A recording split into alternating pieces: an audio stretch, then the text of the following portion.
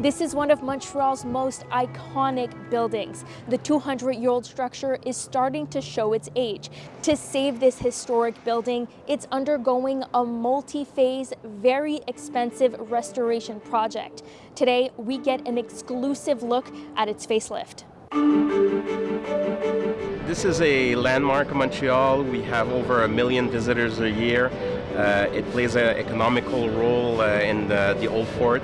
And it is also, it's our patrimonial heritage, cultural heritage. We have to preserve it. Nearly 200 years ago, the first stone was laid right here, the foundation of one of the city's grandest Catholic churches. It's been host to the weddings and funerals of some of the most prominent Quebecers for generations.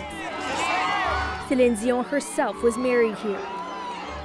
It took 5 years to reconstruct the tower and north facade. In order to preserve the same look, architects had to find Quebec limestone in the same geological formation. The stone was originally taken from a quarry in Montreal's Myland neighborhood that no longer exists.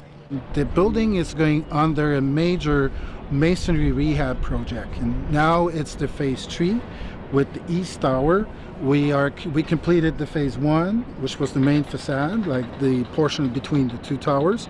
The phase 2 was the West Tower, and now here we are. The structure endured decades of punishing weather, causing severe damage over the years, and even a devastating fire.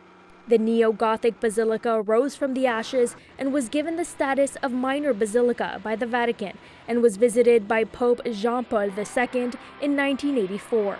It's an elite group to be a part of. One of the big reasons why many want to see it restored. You see it only when you take it out, and sometimes the stone is falling apart in 4 different pieces, right? So that's part of the surprises and the risk that we need to manage, because there were quite a few stones like that, right? We thought it was in good condition. At the end of the day, it's a full replacement. The restoration project has a price tag of an estimated $50 million, the amount of money largely funded by the administration. We are a non-profit organization, and we self-generate most of our activities, the funding for the restoration. The restoration will last about 15 years, because once we finish the exterior envelope, we have to address the interior. Isa admits the interior will be the trickiest and probably the most expensive part, with artwork plastered across the basilica that needs to be meticulously restored. That will cost over $10 million alone. The administration's biggest worry is how they will manage to continue funding the project once the interior portion of the restoration will begin, since they won't be able to host indoor events, which is a major source of income. This tower is set to be finished by 2026, but the project involves specialized craftsmanship and extra special care.